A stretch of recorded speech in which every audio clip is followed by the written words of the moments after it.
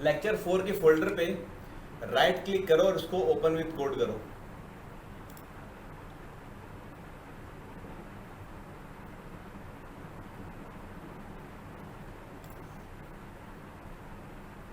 और new file बनाओ index.html।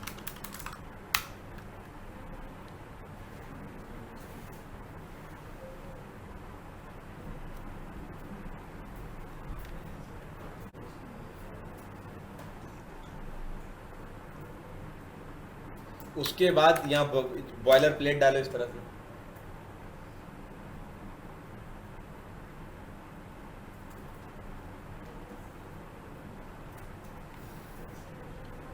Title रखो इसका HTML फॉर्म्स,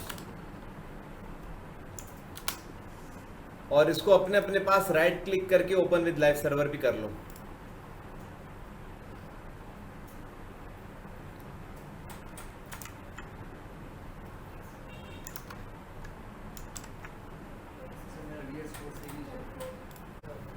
ओके तो फॉर्म्स बेसिकली क्या होते हैं? देखो, आप लोग जब कहीं एडमिशन लेने जाते हो तो कोई भी यूनिवर्सिटी है या कोई भी इंस्टीट्यूट है, वो आप लोगों को फॉर्म देते हैं, बोलते हैं भाई ये फॉर्म फिल कर दें। उस फॉर्म में आप लोग क्या फिल करते हो?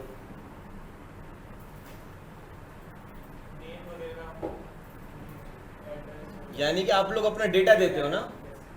तो हम लोग यूज़र से डेटा लेने के लिए फॉर्म्स का यूज़ करते हैं। बड़ी सिंपल सी डेफिनेशन है और बड़ा बहुत सिंपल है। हम लोग को जब भी यूज़र से डेटा चाहिए ना, हम लोग यूज़र से डेटा लेने के लिए HTML फॉर्म्स यूज़ करते हैं। अच्छा, फॉर्म से जब हम डेटा लेते हैं ना, तो उस डेटा को हम कहाँ रखते हैं? हम अपने डेटाबेस में रखते हैं। सही है।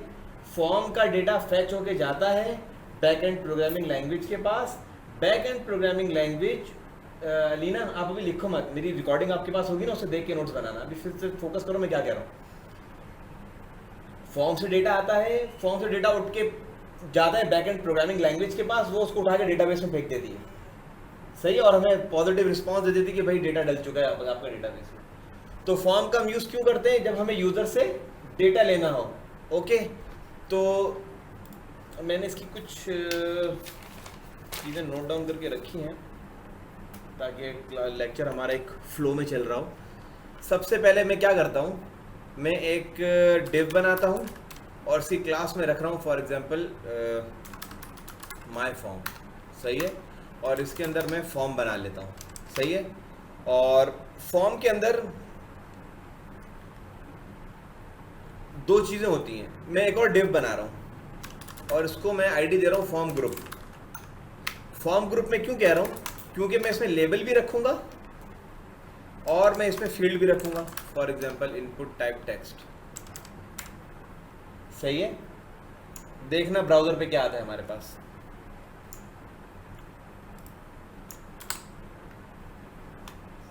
ये एक इनपुट फील्ड आ गई मेरे पास। सही है। मैं एक काम करता हूँ, फॉर्म से ऊपर मैं एक H2 दे देता हूँ और ये मैं लिख देता हूँ my form, my HTML form, ताकि आप लोगों को पता लगे। ये एक फील्ड आ गई जिसमें कुछ डाल सकता हूँ। अच्छा, मेरे पास देखो ऑप्शन है।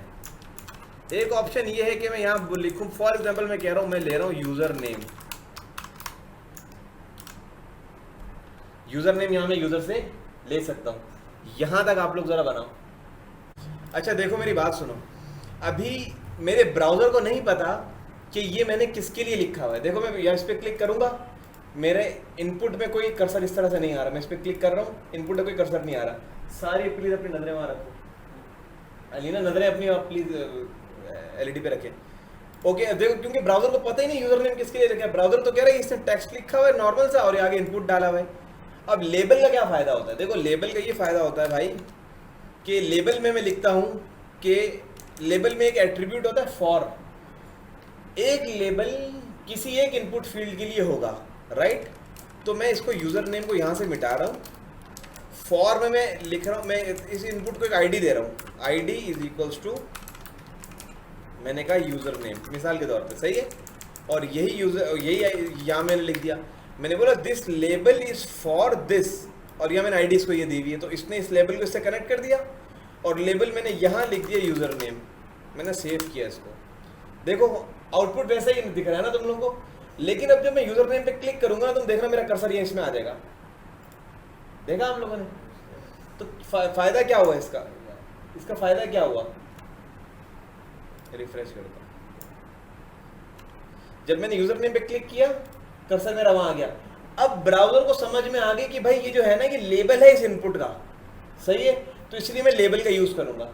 ओके, अच्छा अब देखें, मैंने सबसे पहले इनपुट टाइप आपको सिखाई है टेक्स्ट, ये टेक्स्ट लिखा हुआ है, सही है। अच्छा, इनपुट टाइप टेक्स्ट,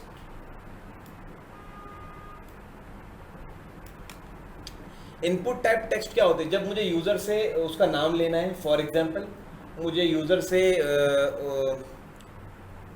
कोई भी इंफॉर्मेशन ऐसी लेनी है, फॉर एग्जांपल नाम हो गया, फर्स्ट नेम हो गया, लास्ट नेम हो गया, फादर्स नेम हो गया, इस टाइप की चीज़ें जो मैं यूजर से ले रहा हूँ, मैं टेक्स्ट की फील्ड यूज करूंगा। मैं यहाँ एक मैक्स लेंथ का एट्रीब्यूट है, ये यूज कर सकता हूँ। मैंने लिख दिया 10, सेव किया। अब मैं यहाँ आके ना 1 2 3 4 5 6 7 8 9 10 इससे ऊपर कैरेक्टर्स नहीं डाल पाऊंगा, ये इसको मैक्सिमम लेंथ लग जाएगी 10 कैरेक्टर्स की, सही हो गया। अच्छा, अब नॉर्मली आप लोगों ने वेबसाइट्स पे अगर देखा हो, मैंने इसको सेलेक्ट किया और कंट्रोल डी प्रेस किया तो ये पूरा ब्लॉक नीचे कॉपी हो गया एज इट इज, सही है। यहाँ तक करो आप लोग, बल्कि रुक जा, मुझे एक और चीज़ दिखाने दो।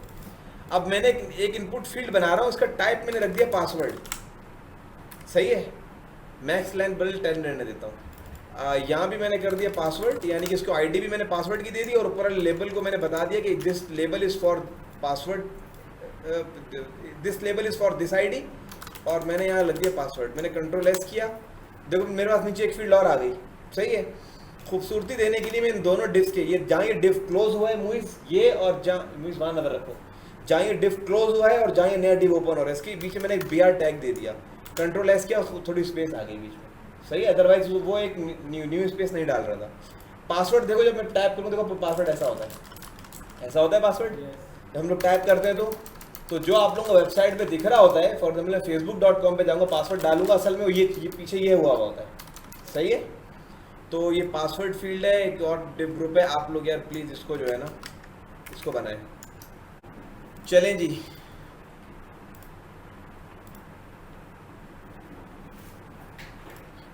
ओके, अगला फॉर्म ग्रुप डाल रहा हूँ। आप लोगों ने अक्सर देखा होगा, अच्छा देखो, हर फॉर्म में एक सबमिट बटन लाजमी होता है, सही है। मैं एक BR टैग डाल रहा हूँ सिर्फ सबमिट बटन को अलग करने के लिए। यहाँ मैं टाइप डाल रहा हूँ इनपुट टैग मैंने डाला है, टाइप इसकी मैंने सबमिट कर दी है, सही है, और वैल्यू इसकी मैंने कर दी है सबमिट। जो मैं वैल्यू में लिखूंगा वो मुझे बटन का यहाँ ऊपर टेक्स्ट बना हुआ दिखेगा। मैंने इसको कंट्रोल एस किया, देखो ये बटन बना हुआ आ गया, सही है। ये सबमिट करेगा, जब भी ये सबमिट का बटन क्लिक होगा फॉर्म सबमिट हो जाएगा, सही है। जब भी सबमिट का बटन क्लिक होगा फॉर्म सबमिट हो जाएगा। मैं भी इस क्लिक जानबूझ के नहीं कर रहा है इस पर, सही, मुझे आप लोग कुछ और बताना है। अच्छा, आप लोगों ने अक्सर देखा होगा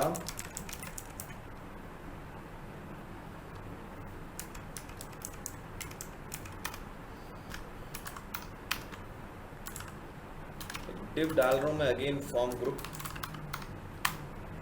देख रहे हो सैफ पे क्लासेस लगा रहा हूं, यहाँ क्लासेस एक पे मल्टीपल क्लासेस लग रही हैं, सही है ना। क्लासेस और आईडीज में तुम लोगों को आगे बताऊंगा, लेकिन अभी तुम लोगों का दिमाग, तुम लोगों को मैं ना इसी हिसाब से चला रहा हूँ जैसे हम लोग को आगे चलना है। तुम लोग मेंटली तौर पर तुम लोगों को वैसे ही प्रिपेयर कर रहा हूँ, सही है। मैंने डिव बनाई फॉर्म ग्रुप का, सही है, और इस फॉर्म ग्रुप के अंदर मैं एक लेबल रख रहा हूँ, बल्कि मैं लेबल नहीं रखता, सही है, मैं यहाँ रखता हूँ, मैं लिखता हूँ प्लीज सेलेक्ट जेंडर, सही है, और यहाँ BR का टैग डाल देता हूँ, प्लीज सेलेक्ट जेंडर। उसके बाद मैं लिखता हूँ मेल, और मेल के बाद मैं लगा देता हूँ एक इनपुट, और टाइप में इसके मैं दे रहा हूँ रेडियो, सही है, और फिर स्पेस देता हूँ, फिर मैं लिखता हूँ फीमेल, और फिर यहाँ मैं एक और इनपुट लगाता हूँ और टाइप में उसका लग रहा हूँ रेडियो, कंट्रोल एस। देखो यहाँ 2 बटन आ गए, सही है, मेल या फीमेल, लेकिन कोई भी शख्स एक टाइम पे या तो मेल होगा या फीमेल होगा, तो अभी इन दोनों पे क्यों चेक लग रहा है? हालांकि मैं मेल पे लगाऊँ या तो मेल पे चेक लगे, या तो अगर जब मैं फीमेल पे लगाऊँ तो मेल से हट जाए, फीमेल पे आ जाए, मेल पे लगाऊँ तो फीमेल से हट जाए, मेल पे आ जाए, राइट? तो ये चीज़ कैसे पॉसिबल होती है? ख्याल रखना हमेशा। अच्छा, इसको मैं नीचे कर लेता हूँ, कोई फ़र्क नहीं पड़ेगा। हमेशा जो नेम होगा ना, नेम सेम होना चाहिए इनका। मैं इनका नेम रखा हूँ जेंडर। देखना नेम रखने से क्या डिफरेंस होगा। जेंडर,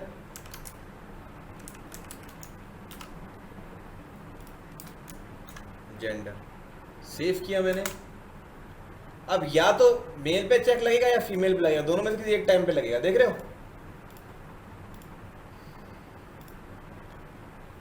आवाजें क्यों बंद हुई है तुम लोगों की? भाई हाँ बोलो ना यार।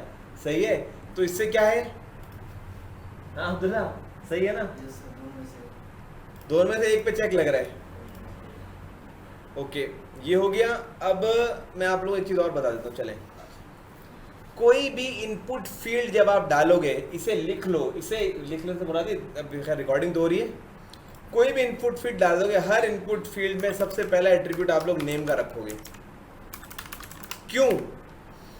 जब ये फॉर्म डेटा को उठा के सर्वर के लिए फेंकेगा, तो इस जो नेम तुमने रखा है ना, इसी से तुम पकड़ोगे कि इसमें क्या वैल्यू है।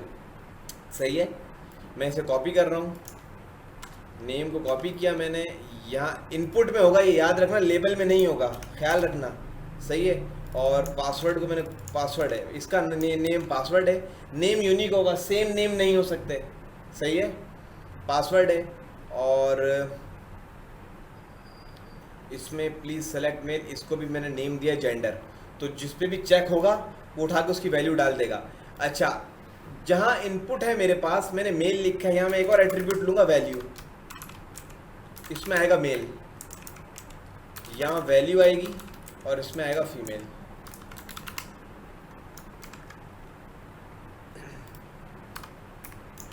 देखो, अगर यूज़र ने इस पर चेक लगाया होगा तो ये वाले इस पर चेक लगा हुआ है कि डेटाबेस में वैल्यू फेंकेगा मेल की, और अगर यूज़र ने इस पर चेक लगाया होगा तो ये डेटाबेस में वैल्यू फेंकेगा फीमेल की।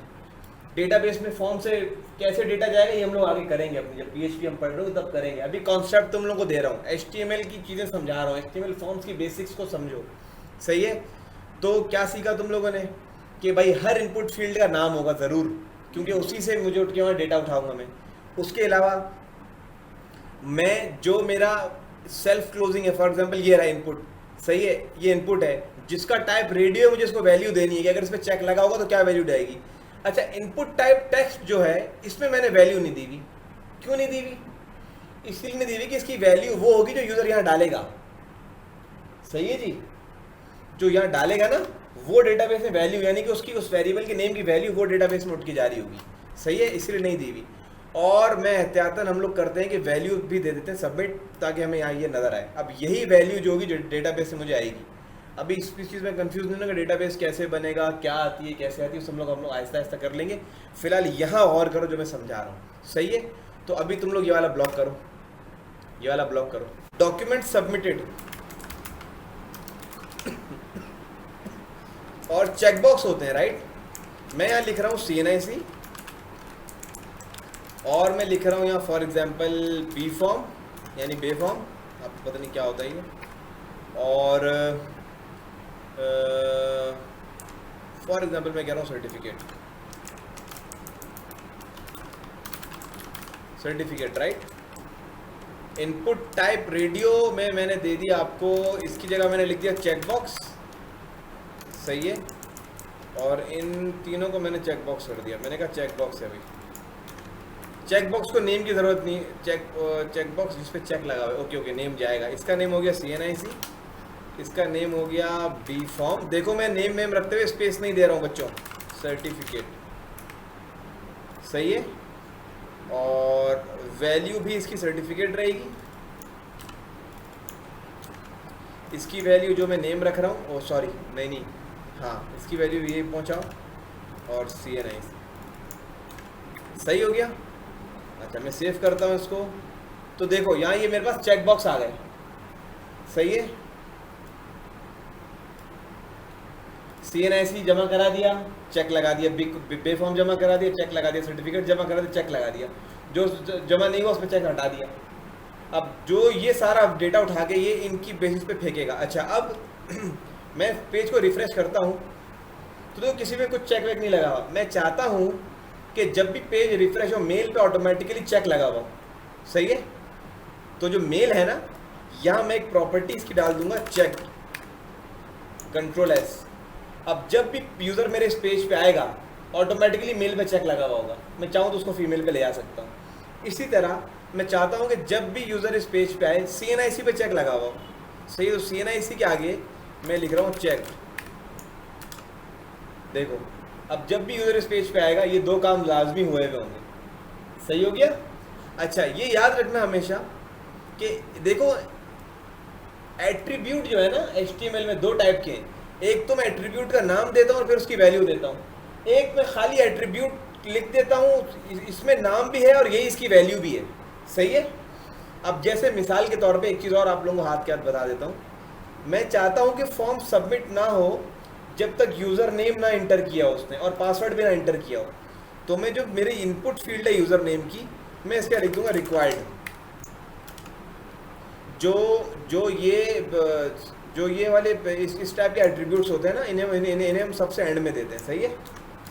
बाकी जो की वैल्यू पेयर होते हैं ये इसका नेम और इसकी वैल्यू ये हम पहले दे रहे होते हैं। सही है। अब इन दोनों को मैंने कर दिया रिक्वायर्ड। अब जैसे मैं सबमिट पे क्लिक करूंगा वो क्या करेगा, please fill out this field. समझ रहे हैं, मैंने यहाँ कुछ लिखा, इधर आया, मैंने सबमिट पे क्लिक किया, कह रहा है please fill out this field. तो अगर मैं उसमें रिक्वायर्ड दे दूंगा तो इसका मतलब है जब तक उसमें कुछ डेटा नहीं होगा वो उसको फॉर्म को सबमिट ही नहीं करेगा। सही है। चलो ये बनाओ ये वाला ब्लॉक।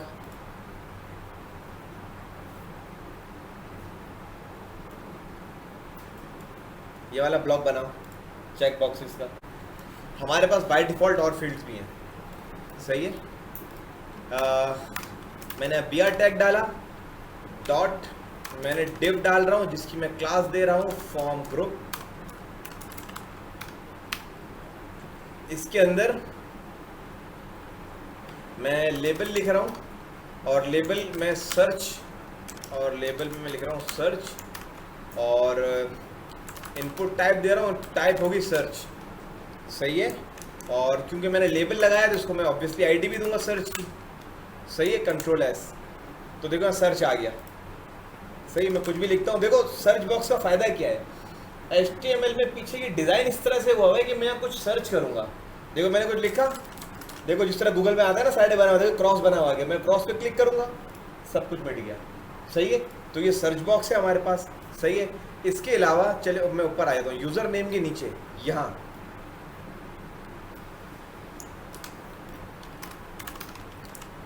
इसको मैं कर रहा हूँ ईमेल।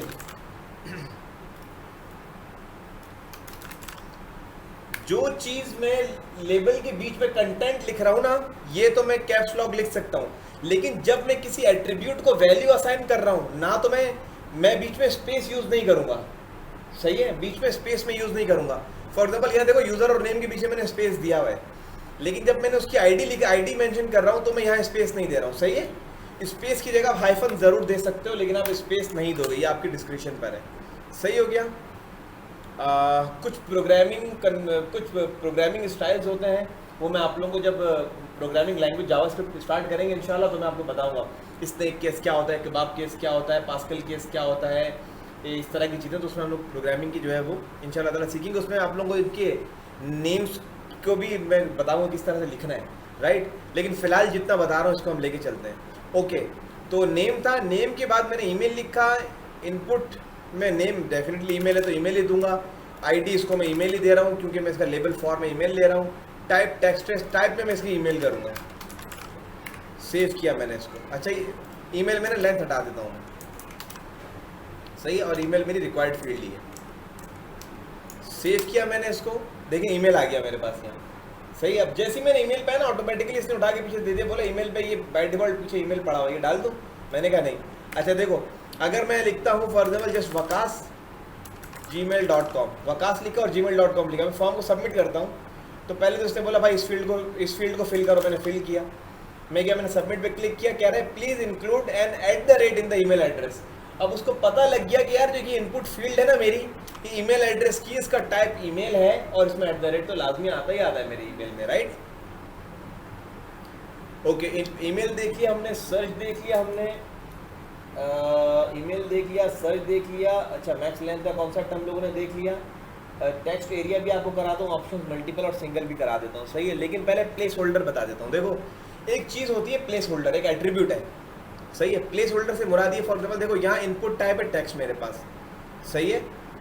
यहाँ मैं क्या करता हूँ, रिक्वायर्ड के बाद में लिखता हूँ, बल्कि इससे पहले लिखता हूँ, रिक्वायर्ड से पहले प्लेस होल्डर, और प्लेस होल्डर में लिख रहा हूँ यूज़र नेम।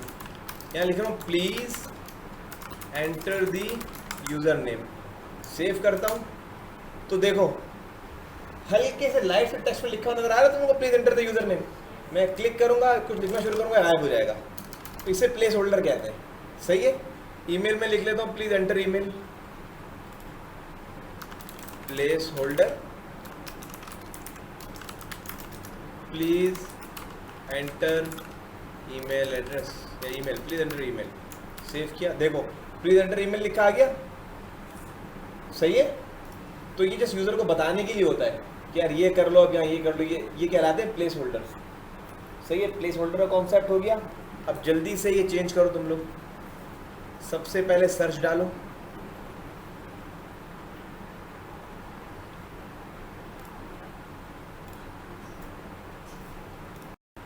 आगे मूव करते हैं। अब हम लोग डालते हैं डेट। देखो तुम लोगों ने देखा होगा कई बार, तुम लोगों को फॉर्म में दिखती है एक डेट की फील्ड होती है, तुम क्लिक करते हो कैलेंडर ओपन हो जाता है, सही है। तो बेसिकली वो कैसे होता है, वो कोई इतनी बड़ी रॉकेट साइंस नहीं है। क्या होता है कि फॉर में लिख रहा हूँ डेट, सर्च में मैं लिख लेता हूँ डेट, लेबल मैंने दिया इसको, टाइप में भी मैंने डेट डाल दिया, आईडी में डेट लिख रहा हूँ, सही है। सेव किया। देखो ये इनपुट टाइप आ गया नीचे मेरे पास, मैं क्लिक करूंगा कैलेंडर ओपन हो जाएगा, देख रहे हो।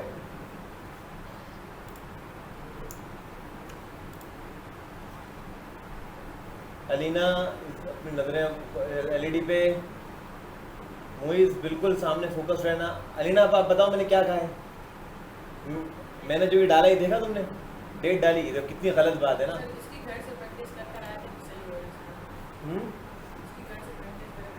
हाँ चलो सेट है। देखो हमने एक फॉर्म ग्रुप बनाया, डेट डाली, इनपुट की टाइप को डेट किया तो उसने ऑटोमेटिकली मुझे कैलेंडर बना हुआ दिखा दिया। मैंने उस पर क्लिक कर रहा हूँ तो अब डेट आ रही, जो मैं क्लिक करूँगा डेट यहाँ आ जाएगी, सही है। तो चूंकि मुझे ये इनपुट को उठाना भी होगा तो मैं इसका नेम भी दे देता हूँ भाई। नेम मैंने इसका दे दिया डेट, सही है।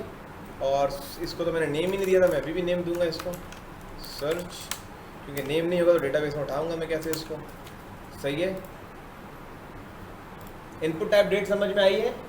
चलें डेट डालें, ये वाला ब्लॉक डालो।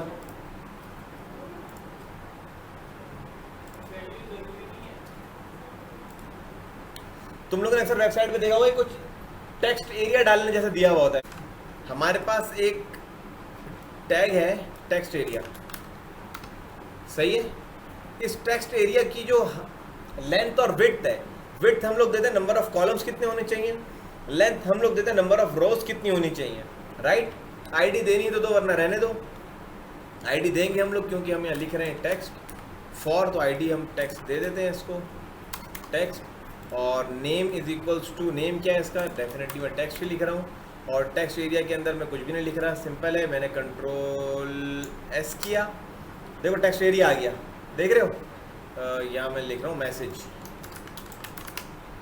कंट्रोल एस, सही है। इस पर क्लिक करूँगा, मैसेज पे क्लिक करूँगा, देखो यहाँ मैं कुछ भी लिख सकता हूँ। ये टेक्स्ट एरिया है। अगर मुझे इसकी विड्थ कम करनी है तो मैं यहाँ कॉलम को फॉर एग्जाम्पल कॉलम कर दूंगा 20, कंट्रोल एस, विड्थ कम हो गई, नजर आया। अब यहाँ से हर चीज़ में इसको चेंज कर सकता हूँ। ये बेसिकली टेक्स्ट एरिया कहलाता है। ये इसमें बहुत सारे टेक्स्ट में लिख सकता हूँ। चलो टेक्स्ट एरिया ले, ये टेक्स्ट एरिया इंसर्ट करो।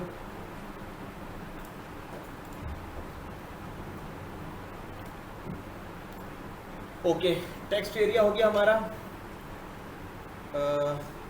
अब देखो हमें एक ड्रॉप डाउन देना होता है ना जब यूज़र को। मैं एक और यहाँ br डालता हूँ और एक डिव बनाता हूँ, उसको क्लास दे रहा हूँ फॉर्म ग्रुप, सही है। और मैं यहाँ लिखता हूँ प्लीज़ सेलेक्ट लोकेशन, सही है। और मैं इसको BR डालता हूँ और एक सेलेक्ट के नाम का टैग डलता है। इसका नाम मैं रख रहा हूँ लोकेशन, ID मुझे फिलहाल देने की इसको ज़रूरत नहीं है, सही है। इस सेलेक्ट के अंदर फिर ऑप्शंस होते हैं, सही है। ऑप्शन 1 2 3 4 मैं लिख रहा हूँ यहाँ पाकिस्तान, यहाँ लिख रहा हूँ इंडिया, यहाँ लिख रहा हूँ बांग्लादेश, यहाँ लिख रहा हूँ मैं मुल्तान, सारे कंट्रीज़ के नाम है, जापान, सही है। इसकी वैल्यू है पाकिस्तान। जब भी एट्रीब्यूट की वैल्यू हो कोशिश करो कैप्स को परहेज करो उससे, कैप्स, सही। इसकी वैल्यू है पाकिस्तान। अच्छा, इसकी वैल्यू है इंडिया, इसकी वैल्यू है बांग्लादेश। उमर क्या नाम है यार, अब्दुल्ला, वहाँ नजरें रखो, अब दोबारा तुम लोग लैपटॉप पे नहीं लगे हुए हो।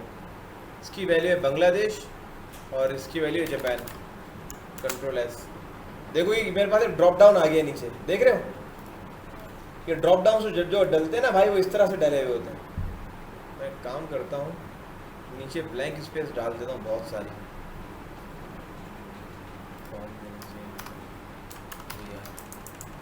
कैसे डालते हैं, लेकिन बहुत सारी ब्लैंक स्पेस डालने की कोशिश कर रहा हूँ इधर, ताकि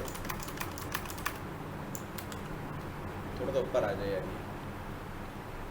देखो, तो प्लीज सेलेक्ट लोकेशन, ये ड्रॉप डाउन है। अच्छा, अब देखो इसमें पाकिस्तान सबसे पहले था, तो बाय डिफॉल्ट जो पहला ऑप्शन था वो यहाँ सेलेक्ट हुआ है, सही है। मैं चाहता हूँ कि यहाँ एक ऑप्शन, फॉर एग्जाम्पल इंडिया हो पहले से सेलेक्टेड, तो मैं यहाँ सेलेक्टेड का एट्रीब्यूट यूज़ करूँगा, सेव करूँगा, तो जब भी यूज़र मेरे इस पेज पे आएगा इंडिया सेलेक्ट हुआ होगा बाय डिफ़ॉल्ट, सही है। अच्छा चलो इसको हटा देता हूँ। अब मैं चाहता हूँ कि इसको ना यहाँ ना एक, जब भी पेज लोड हो तो यहाँ एक इसको इस तरह से हम लोग बात करते हैं, ऑप्शन वैल्यू इसकी ब्लैंक रहने देंगे, सेलेक्टेड कर देंगे और डिसेबल्ड कर देंगे इसको, सही है। और यहाँ लिख देंगे लोकेशन। तो अब जब भी ये लोड होगा तो यहाँ एक ये लोकेशन होगा, लेकिन इस लोकेशन के अंदर वैल्यू देखो कुछ भी नहीं है, ब्लैंक है। तो यूज़र को हमेशा लोकेशन सेलेक्ट ही करनी पड़ेगी, सही है, इंडिया, बांग्लादेश, व्हाटएवर, राइट। लेकिन जब भी यूज़र टेबल पे आएगा कोई लोकेशन सेलेक्ट नहीं हुई हुई होगी, सही है। बस यार तुम हो, मुझे लग रहा है तुम डाउन हो गए। हिम्मत रखो बेटा, बस आज ये HTML कंप्लीट करना है, वरना हमारा टारगेट मुकम्मल नहीं होगा यार। शुरू में तुम लोग के स्टार्टिंग के दिन थोड़ा हम स्लो चले, तीसरी क्लास हम बहुत स्लो हैं, हमने खाली टेबल किया था बस। ड्रॉप डाउन क्लियर है, कोई कंफ्यूजन तो नहीं ड्रॉप डाउन में? चलो ये लो, ये रहा, ये ब्लॉक ड्रॉप डाउन का ड्रॉप डाउन बनाओ जल्दी। बात ये होता है कि हमें यूज़र को एक ऐसा ड्रॉप डाउन देना होता है, ऐसे ऑप्शंस देने होते हैं जिनमें मल्टीपल वैल्यूज को सेलेक्ट करें। तो सेम पैटर्न यही वाला रहेगा जो हमने अभी ड्रॉप डाउन डाला था। हम क्या करेंगे, सेलेक्ट के टैग में multiple is equals to multiple, एक ही एट्रीब्यूट को वैल्यू देंगे और साइज इज इक्वल्स टू 3, सही हो गया। बाकी सारी चीज़ें बिल्कुल वैसी हैं। मैंने कंट्रोल एस किया इसको। अब आप देखो यूज़र क्या कर सकता है। अच्छा, इसमें ना डिसेबल देने की ज़रूरत नहीं है, सही है। अब यूज़र ना इसमें से देखो मल्टीपल वैल्यू सेलेक्ट कर सकता है। पाकिस्तान कंट्रोल दबा के रखेगा, बांग्लादेश भी सेलेक्ट कर लेगा, सही है। कंट्रोल दबाएगा, जापान भी सेलेक्ट कर लेगा। जो सेलेक्ट करना होगा इसे कहते हैं मल्टीपल ड्रॉप डाउन, सही है। तो यूज़र क्या कर रहा है, मल्टीपल वैल्यू सेलेक्ट कर सकता है। मैंने साइज किया 3, मैं साइज को 4 कर दूंगा ना, स्क्रॉल बार हट जाएगा और 4 की 4 वैल्यूज दिख जाएंगी। कंट्रोल एस, देखो स्क्रॉल बार अब नहीं चल रहा, और यहाँ से मैं जो चाहूँ सेलेक्ट कर सकता हूँ। Pakistan, India, Bangladesh, Japan, India, Pakistan, चारों सेलेक्ट कर लूँ, सही है। तो मल्टीपल सेलेक्ट ऑप्शन है ये मेरे पास। Please select multiple locations, control S, सही हो गया। चलो ये डालो।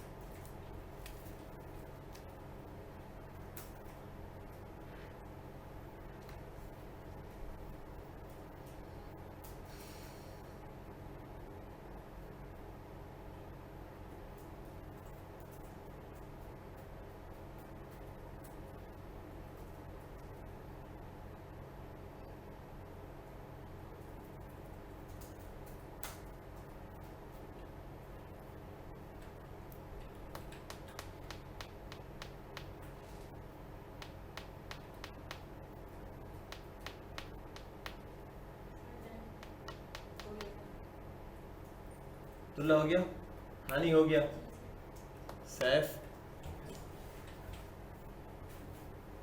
देखो